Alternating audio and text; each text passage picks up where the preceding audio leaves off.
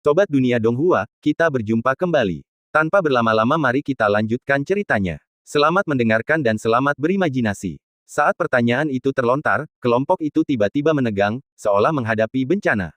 Suasana menjadi tegang tanpa alasan. Aku bukan iblis, jadi mengapa ada pertunjukan sebesar ini? Melihat situasi tersebut, Yi Feng menundukkan kepalanya tanpa berkata-kata sebagai jawaban. Namaku Yi Feng. Aku tidak memiliki banyak latar belakang. Aku hanya seorang kultivator dari Mortal Star. Hari ini, aku akan menjadi lawanmu. Yi Feng, seorang kultivator dari Mortal Star. Kelompok itu tercengang, saling menatap dalam diam untuk waktu yang lama. Mereka mengira orang ini mungkin memiliki latar belakang, mungkin seorang guru tersembunyi di suatu tempat, tetapi mereka tidak menyangka dia bukan siapa-siapa, hanya seekor semut dari Mortal Star. Tiba-tiba, ketegangan mereda drastis, dan mata beberapa orang dipenuhi kebingungan. Orang-orang yang dibawa Guo Jianan begitu tidak penting. Master pedang tak terkalahkan ini benar-benar menggunakan seekor semut sebagai kambing hitam. Ini tidak mungkin. Saat kelompok itu saling menatap dengan bingung, tetua yang memimpin merenung dalam hati. Yi Feng, Yi Feng. Ia menggumamkan beberapa kata, dan suara itu terdengar familiar. Ia menatap pemuda yang berdiri diam, dan pemuda itu juga tampak familiar. Tiba-tiba, seolah teringat sesuatu, matanya berbinar. Kau Yi Feng, hari itu, kau dan Guo Jianan yang meninggalkan penjara penindas iblis bersama-sama. Yi Feng tidak menjawab, tetapi yang lain, teringat akan hal itu, mulai angkat bicara. Aku ingat sekarang, itu memang dia. Dia keturunan Guo Jianan. Ya. Yuan Qianyu tadi bilang memang ada orang yang mengaku dari Mortal Stars. Kalau ditelusuri lebih dekat, ternyata dia. Jadi dia keturunan Guo Jianan. Pantas saja dia rela datang dan mati. Pasti alarm palsu. Kelompok itu mengobrol dengan antusiasme yang semakin meningkat, wajah mereka berseri-seri menyadari sesuatu. Perlahan-lahan, mereka tampak kembali percaya diri. Namun, Yi Feng bingung. Apa yang terjadi? Hanya dalam beberapa patah kata, ia diturunkan ke generasi yang lebih rendah, entah kenapa menjadi keturunan Guo Jianan. Namun, mereka berbicara dengan begitu yakin, seolah-olah itu benar. Bagaimana mereka bisa membuat kebohongan seperti itu terdengar begitu meyakinkan? Dasar orang aneh. Sebelum Yi Feng sempat mengucapkan sepatah kata pun, pemimpin lawan sudah mengibaskan lengan bajunya dengan jijik. Kukira dia orang penting, tapi kau kan cuma junior. Guo Jianan memang bukan lagi seperti dulu. Bukan masalah baginya untuk mencapai puncak kultivasi, tapi dia malah memanfaatkan nyawa juniornya untuk menunda kita. Rencana ceroboh dan tercela ini sungguh tercela. Dia benar-benar telah jatuh ke jalan iblis. Master pedang tak terkalahkan sudah menjadi masa lalu. Hanya iblis Guo yang tersisa. Setelah itu, pria itu dengan sungguh-sungguh menoleh ke samping dan memberi perintah. Semuanya, ini taktik untuk memancing harimau menjauh dari gunung. Kita tidak boleh membuang waktu lagi. Tidak perlu khawatir tentang semut-semut ini. Kita bisa meninggalkan satu orang untuk menghadapi mereka. Kejar iblis Guo segera dan jangan biarkan dia menyelamatkan iblis pohon. Jika kedua iblis itu kabur, bagaimana kita akan menjelaskannya kepada Tuan Pulau? Sebuah suara berat bergema, dan semua orang menjawab serempak. Chen Tua benar sekali. Salah satu dari mereka melangkah maju, matanya berbinar bangga saat dia mengepalkan tinjunya tanda setuju. Chen Tua, kau dan rekan-rekanmu, tangkap iblis tua Guo. Semut ini, hanya aku yang bisa membunuhnya. Pemimpin itu mengangguk. Ya, meskipun kultivasimu sedikit lebih lemah, kau masih mampu menghancurkan orang ini. Dengan kata-kata tergesa-gesa ini, Yi Feng diabaikan begitu saja. Wajah kelompok itu dipenuhi kesombongan, semangat juang mereka hanya terfokus pada penangkapan Guo Jianan. Pria tua yang tersisa, dengan ekspresi tenang, berjalan lurus ke arah Yi Feng. Melihat ini, semua orang berbalik untuk pergi. Namun sebelum mereka sempat memulai, tiba-tiba terdengar ledakan di belakang mereka. Duh! Sebuah ledakan dahsyat meletus, dan gelombang energi bergulung masuk. Kekuatan energi yang mengerikan menyerang balik, membuat semua orang berhenti. Mustahil. Bagaimana mungkin Li Tua memiliki kekuatan sekuat itu? Ketika semua orang berbalik, mereka melihat genangan darah di tanah. Hanya Yi Feng yang berdiri diam, seolah-olah tidak terjadi apa-apa. Pria tua yang baru saja melangkah maju telah hancur berkeping-keping. Tiba-tiba, mata semua orang terbelalak kaget dan tak percaya. Mustahil. Bahkan tetua terkemuka, yang telah kembali tenang, tiba-tiba menjadi muram. Ia sekali lagi mengamati Yi Feng. Melihat pemuda yang bersih dari debu ini, ia sama sekali tidak terlihat seperti orang yang baru saja bertindak. Sepertinya ia bisa dengan mudah membunuh seorang tetua, kultivasinya sungguh luar biasa. Menghadapi tatapan tajam kelompok itu, Yi Feng hanya berbicara dengan tenang. Sudah kubilang, lawanmu adalah aku. Kata-kata yang familiar itu bergema lagi, tetapi dengan nada yang sama sekali berbeda, seolah-olah kekuatan mengerikan melonjak, menghancurkan keheningan hutan. Pada saat ini, ekspresi tetua terkemuka menjadi gelap, nadanya semakin dingin. Aku tidak pernah menyangka telah salah menilaimu. Pantas saja iblis tua Guo menahanmu di sini. Kau memiliki kultivasi yang begitu tinggi. Kau jelas bukan kultivator biasa, namun kau berpura-pura menjadi kultivator biasa untuk menunjukkan kelemahan. Kau benar-benar licik. Ia berbicara dengan gigi terkatup. Wajah semua orang dipenuhi dengan niat membunuh, seolah-olah mereka telah ditipu, tiba-tiba dipenuhi amarah dan rasa malu. Adegan ini benar-benar belum pernah terjadi sebelumnya. Siapapun yang tidak tahu pasti mengira mereka telah mengalami ketidakadilan yang besar. Yi Feng semakin kesal semakin ia mendengarkan, dan dengan santai menyatakan perang. Berhenti bicara omong kosong, ayolah. Nada bicaranya yang santai membuat tetua terkemuka itu marah, tetapi ia bukan orang biasa, jadi ia tidak mudah terbawa suasana. Ia hanya menggertakkan gigi, mengangguk, dan tertawa. Oke, sepertinya kalian benar-benar tidak menganggap kami serius. Anak mudalah yang seharusnya ditakuti. Di sela-sela kata-katanya, ia diam-diam menyampaikan pesan kepada semua orang. Semuanya, kultivasi anak ini sangat mendalam. Kita tidak boleh gegabah. Kita harus mengerahkan segenap kekuatan dan membunuhnya bersama-sama, lalu kita bisa mengejar iblis tua Guo. Pertempuran ini sangat berbahaya. Kita tidak boleh menahan diri. Kelompok ini telah bekerja sama selama bertahun-tahun, pemahaman diam-diam mereka tak tertandingi. Hanya dengan pandangan sekilas, mereka memahami niat satu sama lain dan mulai diam-diam mengembangkan kekuatan mereka. Berbagai senjata magis muncul satu demi satu, dan kartu truf yang mengerikan terungkap. Tiba-tiba, kekuatan kuno yang mengerikan berkumpul seperti aliran deras. Bahkan bulan yang terang di langit pun tertutup oleh awan yang berputar-putar. Langit dan bumi berubah warna, dan bintang serta bulan meredup. Bumi mulai bergetar, dan udara sedingin es. Hanya dalam beberapa tarikan napas, pertempuran berlangsung sengit. Harta karun bersinar dengan beragam cahaya, dan itu adalah pertunjukan efek khusus yang sungguh mengesankan. Melihat semua itu, Yi Feng sudah lama terbiasa dan tidak berharap banyak. Berdasarkan pengalaman sebelumnya, semakin mengintimidasi seseorang, semakin tidak kompeten mereka. Terutama mereka yang meremehkan orang lain, bahkan lebih buruk lagi. Menghadapi sekelompok bajingan ini, ia bahkan tak tega menyerah. Ia dengan santai menghunus parangnya dan, selaras dengan suasana, mengayunkannya pelan. Seperti dugaannya, pedang itu terayun ke bawah, tajam seperti biasa. Setelah beberapa retakan, orang-orang malang yang berteriak itu berdiri tegak, berubah menjadi mayat-mayat dingin, hanya ketakutan di mata mereka yang masih menyimpan sedikit cahaya kehidupan mereka. Oh, kenapa aku selalu bertemu bajingan seperti ini? Hidup ini begitu sepi, seperti salju. Yi Feng menggelengkan kepalanya tak berdaya dan perlahan menyimpan parangnya. Ia menatap hutan bulan merah, tetapi tidak melihat gerakan sama sekali. Ia mungkin berpikir saudara Guo belum menembus formasi, jadi ia hanya bisa menunggu dengan sabar. Ia berdiri di sana cukup lama, bosan dan diam. Yi Feng memperhatikan mayat-mayat bergelimpangan. Berpegang pada prinsip tidak pernah menyia-nyiakan apapun, ia mulai membersihkan medan perang untuk melihat apakah ada barang rampasan yang bisa ia gunakan sebagai upah kerja. Hutan bulan merah. Cahaya bulan merah darah terpantul di antara pepohonan yang layu, tampak menakutkan dan memikat, namun tak mampu menyembunyikan prasasti rumit yang menjulang di tanah. Prasasti-prasasti yang saling bertautan, tersusun dalam pola tertentu, terukir di tanah yang tandus, memancarkan rasa penindasan yang mengerikan. Inti dari prasasti-prasasti yang terjalin dalam formasi tersebut menyimpan kekuatan yang sangat mengerikan. Semua warna duniawi terhalang, bahkan energi spiritual yang sudah lemah pun tak mampu menjangkaunya. Sang pohon mulia duduk di sana, wajahnya berkerut, wajahnya semakin menua seiring berjalannya waktu. Dengan setiap tarikan napas, energi vitalnya semakin terkuras. Seluruh hutan merah darah yang layu itu telah menjadi seperti iblis yang cerdas.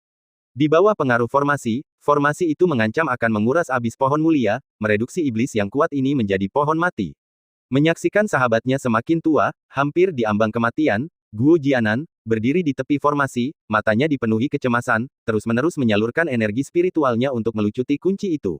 Namun, formasi itu terlalu rumit. Dia tidak berani membuang waktu, kelelahan, dahinya sudah berlumuran keringat.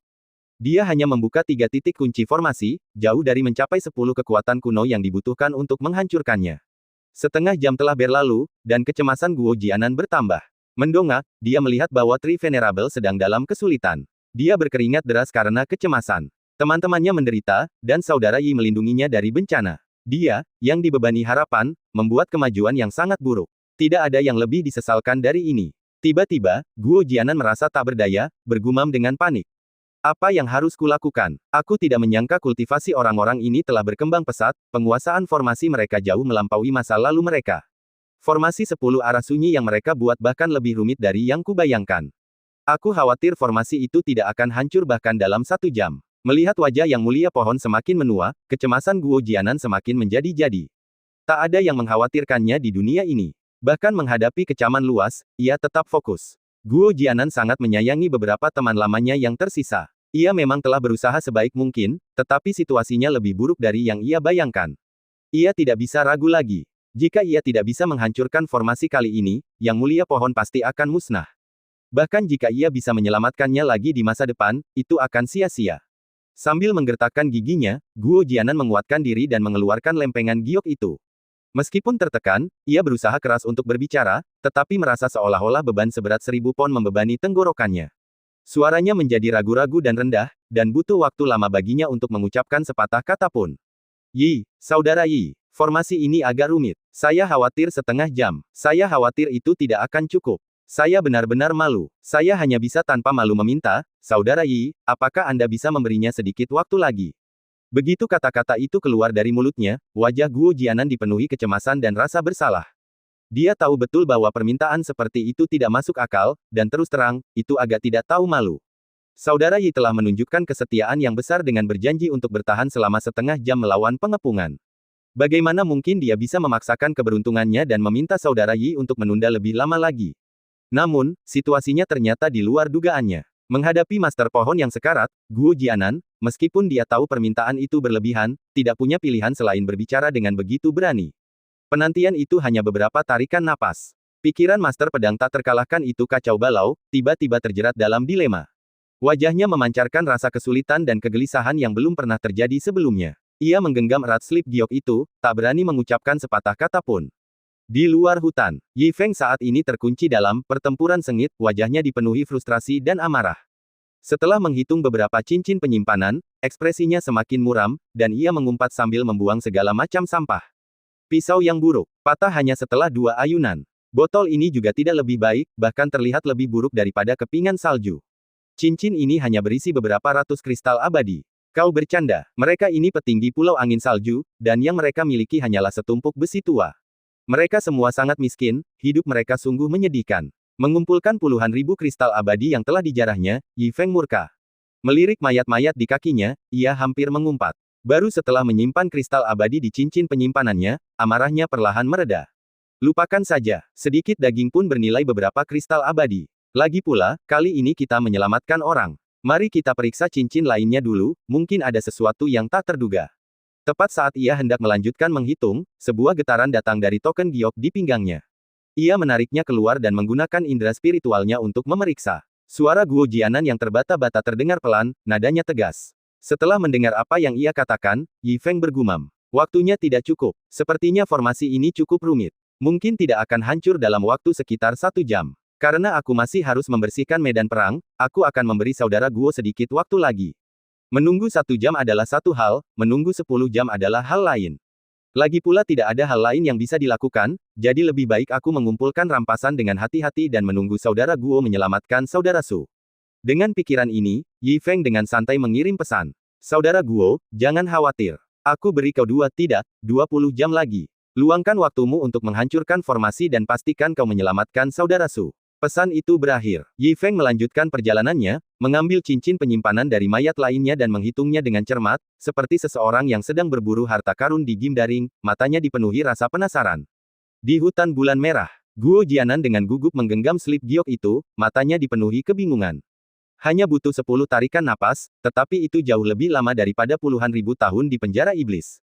Ia tersiksa. Ketika ia memikirkan saudara Yi dalam pertempuran berdarah, ia tidak berani mengirim pesan tanpa izin.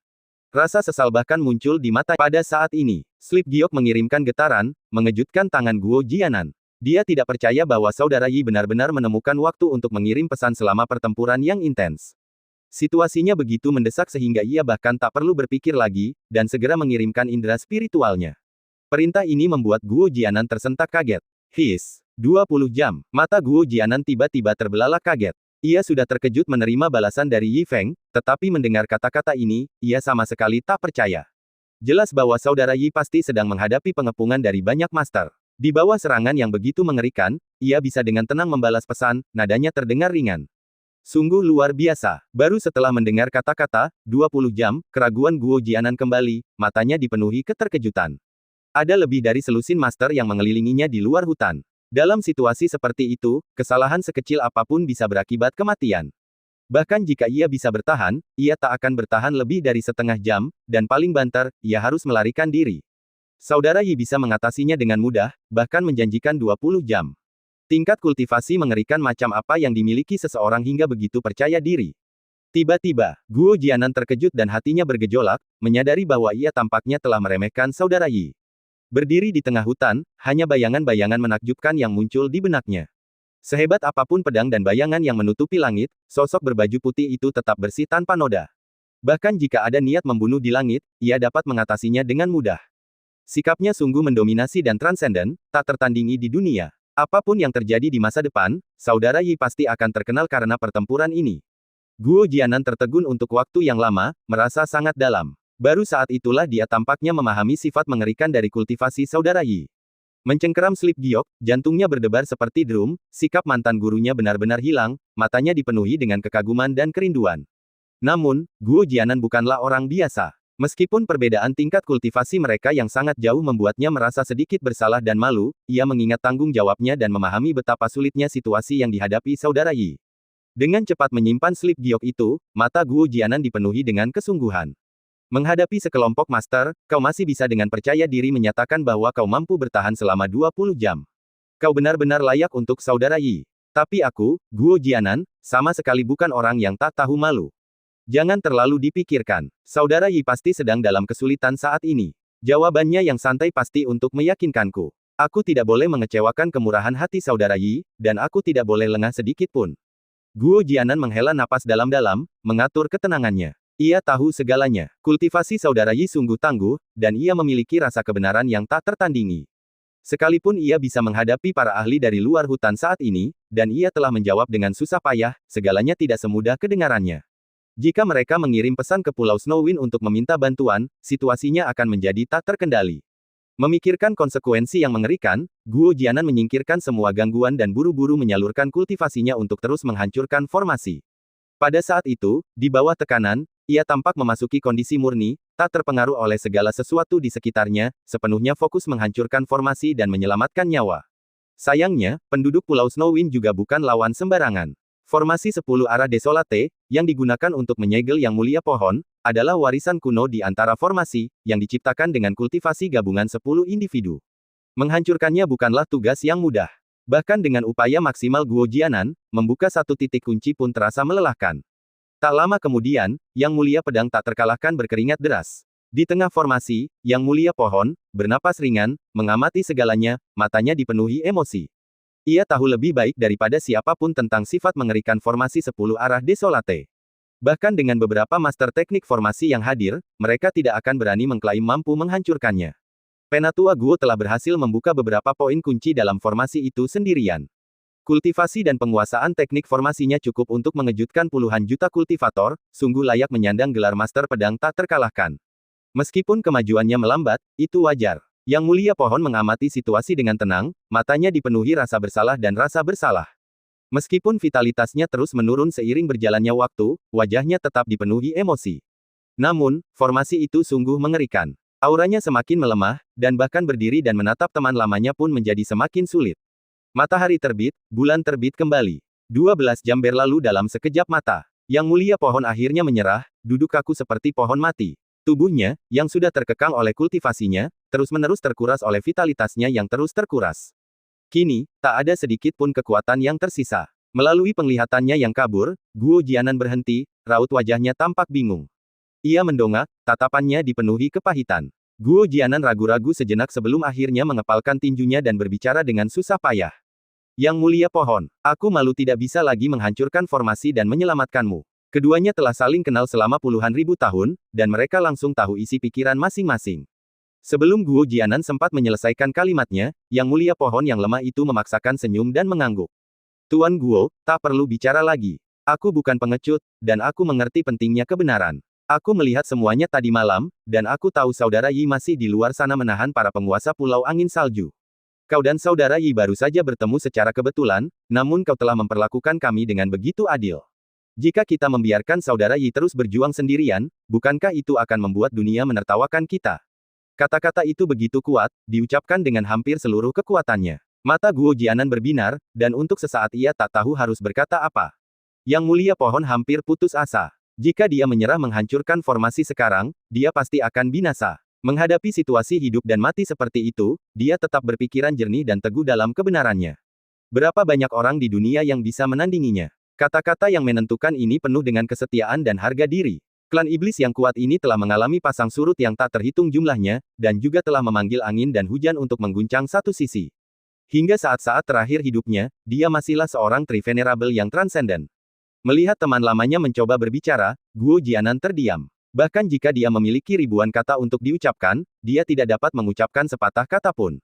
Bertahun-tahun yang lalu, dia pernah mendengar seseorang berkata bahwa hanya ketika seseorang sekarat dia dapat melihat orang seperti apa dia, dan semua kesombongan dalam hidupnya akan lenyap. Pada saat ini, dia dapat melihat Tri-Venerable lebih jelas daripada siapapun. Kebanggaan dan karakter teman lama ini jauh melampaui apa yang disebut bakat yang telah melewati sungai waktu yang panjang. Meskipun dia lahir di klan iblis, dia adalah seorang pria yang layak dan pahlawan sejati di dunia. Siapa bilang orang luar tak bisa dipercaya? Mendengarkan sahabat lamanya diam-diam berbagi pergumulan batinnya, kebencian Guo Jianan semakin dalam. Satu-satunya orang kepercayaannya yang tersisa, menghadapi kematian, begitu murah hati, meninggalkannya dengan penyesalan seumur hidup. Tak ada penyesalan yang lebih besar di dunia ini daripada ini. Melihat Guo Jianan terdiam lama, hanya menatapnya dengan hikmat, Tri-Venerable tiba-tiba teringat masa lalu dan tak bisa menahan tawa. Ia masih ingat pertemuan pertama mereka di masa jayanya, kejayaan masa muda mereka, keduanya dipenuhi hasrat untuk melawan iblis, tampaknya memiliki dorongan dan kepercayaan diri yang tak terbatas. Namun, asal-usul alien mereka menimbulkan kecurigaan. Saat itu, Guo Jianan, dengan pedang tersampir di bahunya, rambut panjangnya tergerai, menatap dengan hikmat. Aku mencari rekan pejuang melawan iblis. Apakah kau memiliki hati yang menjunjung tinggi keadilan? Energi pedang yang tak tergoyahkan seolah terpancar dari seluruh dirinya. Seorang pria seperti pedang dapat menghancurkan langit. Puluhan ribu tahun telah berlalu. Pedang mulia yang dulu tak terkalahkan kini telah menjadi lelaki tua berambut putih, keberaniannya yang cemerlang telah sirna, hanya sorot matanya yang tetap tulus seperti sebelumnya. Seumur hidup berlalu dalam sekejap mata, bagaikan mimpi. Aku tak menyesal mati demi bisa berteman dekat dengan orang ini di kehidupan ini. Senyum mengembang di wajah Yang Mulia Pohon, memperlihatkan jiwa yang pasrah dan berpikiran terbuka. Guo tua, aku berambisi besar untuk berteman denganmu dulu, namun sekarang kau ragu. Apa kau mencoba merusak reputasiku? Kalau begitu, aku menyesalinya. Mendengar nada bercanda itu, alis Guo Jianan sedikit mengendur. Yang Mulia Pohon tua, kau. Senyum pohon tua itu penuh dengan keceriaan, layaknya pemuda iblis yang dulu tampak tak bisa dibedakan antara kebaikan dan kejahatan. Hahaha, kita sudah saling kenal seumur hidup, mengapa kita harus ragu-ragu di akhir? Jika kau ingin mencelakai saudara Yi agar aku bisa selamat, itu bukanlah sesuatu yang bisa kita lakukan. Di titik ini dalam hidupku, aku benar-benar puas. Jika kau bisa menyelesaikan misimu melawan iblis, aku akan bisa beristirahat dengan tenang bahkan di dalam kuburku. Mendengar ini, Guo Jianan memaksakan senyum. Ia tidak salah menilai. Sahabat baik ini sungguh pria yang setia tak tergoyahkan, pria yang setia tak tergoyahkan. Bahkan sampai mati, ia tak melupakan janji yang mereka buat saat pertama kali bertemu. Kata-kata seorang pria sejati bagaikan emas. Bahkan jika butuh seumur hidup untuk memenuhinya, bahkan dengan risiko kematian, tak ada penyesalan. Inilah kisah cinta seorang pria. Di hadapan orang berbakat ini, kebaikan yang tak perlu adalah penghinaan. Guo Jianan akhirnya menghela napas lega, tersenyum, dan mengangguk. Oke, jika aku bisa menyelesaikan misiku melawan iblis, aku pasti akan mempersembahkan upetiku. Setelah itu, Guo Jianan menarik segelas anggur dari lengan bajunya, matanya berbinar-binar. Ia menatap sahabat lamanya itu sambil tersenyum, pandangannya kabur. Lelaki tua keriput itu, seolah waktu telah berputar kembali, telah menjelma kembali menjadi sosok yang angkuh dan bersemangat tinggi, kini menatapnya sambil tersenyum. Merenungkan tatapan arogan pertemuan pertama mereka, Guo Jianan balas tersenyum, mengulangi kata-kata hikmat dari masa itu. Iblis muda, jika kau menjunjung tinggi keadilan, bergabunglah denganku untuk minum, dan biarkan langit dan bumi menjadi saksimu, saat kita melawan iblis bersama. Mendengar ini, Yang Mulia Pohon menjawab serempak, seolah-olah di masa lalu. Hahaha, janji adalah janji, dan langit dan bumi akan menjadi saksi. Kedua pria itu saling menertawakan, dipenuhi haru. Hahaha, bahkan dengan tawa tulus mereka, air mata menggenang di mata mereka. Pada level mereka, mereka sudah menghadapi hidup dan mati. Guo Jianan, menjaga sedikit martabat terakhir sahabat lamanya, berbalik, menggertakkan gigi, dan menyapu kehampaan, air mata mengalir deras seperti cahaya bintang. Ia membuka matanya lagi dan melangkah ke dalam kehampaan, yang hanya dipenuhi dengan tekad bertempur. Ia akan membalas dendam pertumpahan darah ini 1000 kali lipat. Ketidakmampuannya menyelamatkan pendeta pohon adalah penyesalan terbesarnya dalam hidup ini. Ia tidak boleh membiarkan saudara Yi mengambil risiko lagi. Sekalipun itu berarti kematian, ia akan tetap teguh. Ketika Guo Jianan melangkah keluar dari kehampaan, hutan tertutup oleh malam. Dia mengamati sekelilingnya dengan mata dingin dan cemas. Tetapi ketika dia melihat dengan jelas apa yang ada di hadapannya, dia membeku di tempat. Beberapa langkah darinya, Yi Feng dengan santai menyalakan api unggun, memanggang semacam tusuk sate.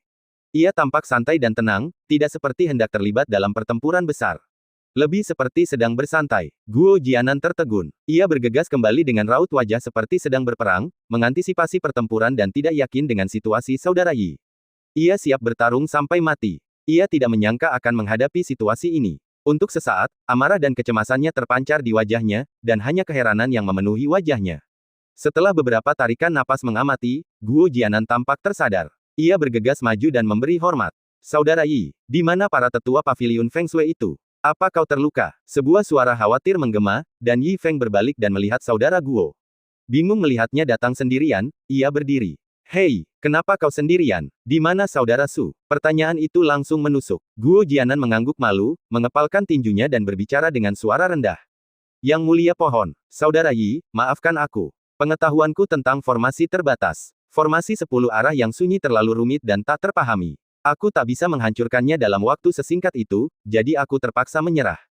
Yi Feng mengerutkan kening bingung. Tidak menyelamatkannya. Kenapa kau kembali jika kau bahkan tidak menyelamatkannya? Mendengar teguran itu, mata Guo Jianan menjadi gelap karena rasa bersalah.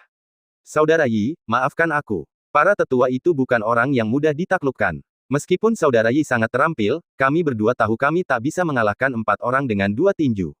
Kami tak bisa meninggalkanmu sendirian. Setelah kita sepakat, aku akan datang dan membantu saudara Yi berjuang bersama. Kata-kata ini diucapkan dengan sangat tulus, dipenuhi penyesalan. Guo Jianan telah memikul beban harapan dan seharusnya menyelamatkan yang mulia pohon. Sekarang setelah semuanya berubah seperti ini, ia benar-benar telah mengecewakan saudara Yi setelah semua kerja kerasnya. Bahkan menawarkan bantuannya sekarang pun terlalu berat untuk dihadapi. Wajahnya semakin muram. Mendengar ini, wajahnya semakin muram. Yi Feng akhirnya mengerti segalanya dan memutar matanya tanpa berkata-kata. Tidak sesulit yang kau kira. Melawan musuh bersama, apa-apaan ini? Mereka praktis dipenuhi belatung. Kata-kata ringan itu bergema, dan hati Guo Jianan bergetar ketakutan. Dipenuhi belatung, mungkinkah? Tiba-tiba terbangun dan mendongak, ia melihat saudara Yi menunjuk ke kejauhan. Guo Jianan kemudian menyadari bahwa tanah kosong tak jauh dari sana dipenuhi mayat, kebanyakan sudah terpisah, hanya pakaian mencolok yang menunjukkan identitas mereka dari Pulau Feng Shui. Pemandangan pertama membuat wajah Guo Jianan berubah drastis. Tanpa menunggu Yi Feng berkata apa-apa, ia bergegas untuk menyelidiki. Melihat Chen Gelao yang dulu sombong, hanya kepalanya yang ketakutan yang tersisa di tanah. Guo Jianan tiba-tiba membeku di tempat, pupil matanya bergetar karena terkejut.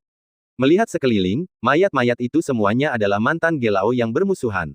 Mata Guo Jianan dipenuhi keterkejutan, dan ia mundur beberapa kali. Ini, terkejut. Benar-benar terkejut. Adegan mengerikan ini mengirimkan gelombang emosi yang berputar-putar di hati Guo Jianan, membuatnya tak bisa berkata-kata.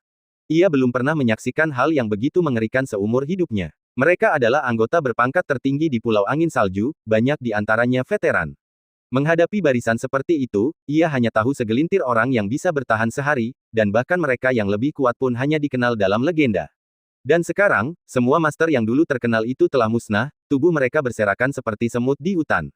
Apakah kekuatan tangguh Pulau Angin Salju hanya sebatas ini? Bagaimana mungkin ini mungkin? Mengerikan. Ini benar-benar mengerikan. Jika berita tentang adegan ini menyebar, pasti akan membuat sebagian besar bintang Yuan ngeri. Bahkan para veteran dari beberapa faksi kuat pun akan bergidik hanya dengan menyebutkannya. Kekuatan sejati saudara Yi sungguh mengerikan. Siapakah orang tua ini? Guo Jianan begitu ketakutan hingga seluruh tubuhnya menjadi dingin, dan keringat dingin mengucur. Butuh waktu lama baginya untuk sadar kembali.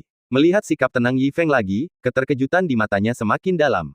Tiba-tiba, ia merasa tak berarti. Menyebut sosok sekuat itu sebagai saudara Yi, sungguh keterlaluan. Saat itu, Guo Jianan akhirnya mengerti. Pantas saja saudara Yi menanggapi dengan begitu tenang sebelumnya, ternyata kekuatannya sungguh luar biasa. Kecemasannya yang sebelumnya tiba-tiba terasa absurd. Guo Jianan merasa lega, tak mampu menyembunyikan keterkejutan dan kelegaan di matanya, wajahnya memerah karena malu. Saudara Yi memiliki kultivasi yang begitu tinggi, namun ia tetap bersikap rendah hati. Dibandingkan dengannya, dirinya yang dulu merasa benar sendiri telah dibutakan oleh khayalan untuk menerima seorang murid. Itu sungguh sebuah ejekan. Guo Jianan mendekat lagi dan membungkuk, raut kekaguman sudah terpancar di wajahnya. Yi, saudara, kultivasimu sungguh mendalam. Aku hanya sedikit khawatir. Aku sangat malu. Yi Feng tersenyum dan menenangkan reaksi terkejut saudaranya. Kita berteman, tak perlu formalitas seperti itu. Jangan khawatirkan makhluk-makhluk kecil ini. Tidak ada lagi yang perlu dikhawatirkan saat ini. Pergi dan selamatkan saudara Su. Itulah urusan yang sebenarnya. Mendengar ini, Guo Jianan terbangun kaget dan membungkuk. Ia tak menyangka saudara Yi begitu mudah didekati. Ia justru merasa semakin khawatir, matanya dipenuhi rasa terima kasih dan senyum. Inilah kekuatan sejati. Saudara Yi, kau benar sekali. Terima kasih atas kemurahan hatimu. Kami berdua akan mengingat ini selamanya. Suatu kehormatan besar bisa bertemu saudara Yi. Kata-kata yang semakin sopan itu membuat Yi Feng sedikit malu. Tak mampu menahan antusiasme seperti itu, ia terpaksa menggunakan keselamatan yang mulia Su sebagai alasan untuk mencegahnya. Guo Jianan kemudian bergegas kembali ke hutan bulan merah untuk melanjutkan perjalanannya menembus formasi dan menyelamatkan temannya. Melihat kepergian saudara Guo yang penuh semangat, ia pasti merasa yakin bahwa tak ada lagi bahaya tersembunyi di sekitarnya. Dengan sedikit waktu lagi, saudara Su pasti akan bebas. Semuanya telah tenang. Cahaya bulan bersinar miring, membentang ribuan mil. Angin malam terasa suram, dan bayangan pepohonan di gunung bergoyang. Untuk waktu yang lama, ia mengeluarkan sebotol anggur berlumpur, memiringkan kepala dan meminumnya, menatap langit berbintang yang cerah, tanpa gejolak di matanya. Ia melirik ke arah pohon redwood. Ia memanggil Man-Man dalam diam, dan dengan lambaian tangannya, ia menghilang. Surga hutan bulan merah dipenuhi kesunyian, sementara istana surgawi tetap megah. Namun, saat ini, istana itu tampak kosong. Meskipun banyak tetua datang untuk melapor, penguasa pulau tidak ditemukan. Berbincang di atas batu giok jiwa yang hancur, kerumunan mondar-mandir dengan cemas di depan gerbang istana, seolah menghadapi bencana dahsyat. Tempat yang dulunya agung dan hikmat tiba-tiba dilanda kekacauan. Namun, jauh di dalam hutan persik yang tak dikenal, tetap setenang sebelumnya.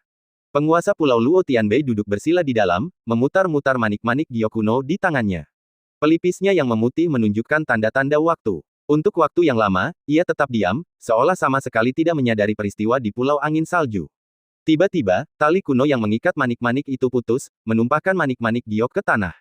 Harta karun yang berharga itu berguling menjadi debu, seperti pertanda buruk. Luo Tianbei akhirnya perlahan membuka matanya. Kematian hutan bulan merah yang tak terelakkan telah dipatahkan. Sepertinya Guo Jianan tidak ditakdirkan untuk mati. Ini adalah kehendak surga. Saat ia berbicara, sosok tertinggi yang memerintah Pulau Angin Salju tampak menua, wajahnya berkerut, namun ekspresinya tampak anehnya santai. Ia memandangi manik-manik kuno berharga yang berserakan di tanah, tidak menunjukkan niat untuk mengambilnya kembali, seolah-olah ia telah melihat semuanya. Hingga sebuah suara terdengar. Wosh! Luo Tianbei akhirnya mendongak. Di hadapannya, seorang pria menunggangi seekor siput keluar dari riak-riak air, tubuhnya tenang, seperti orang biasa. Ia mengamatinya beberapa saat, tidak menunjukkan tanda-tanda terkejut. Ia hanya bertukar sapa dengan nada tenang, seolah-olah ia sudah menduganya. Kau akhirnya datang. Yi Feng terkejut mendengar suara itu, lalu melompat dari punggung Man-Man dan berjalan maju dengan mantap. Baru ketika ia berada sekitar 3 meter di depan pria itu, ia berbicara. Apakah kau penguasa pulau? Sepertinya kau sudah tahu semua yang telah terjadi dan telah sadar. Ia berharap akhirnya bisa menyelesaikan semua masalah dan mencari keadilan bagi saudara Guo, tetapi ia tak menyangka pria itu sudah tersadar. Ini agak mengejutkan. Begitu kata-kata itu terucap, Luo Tianbei mengangguk dengan tenang.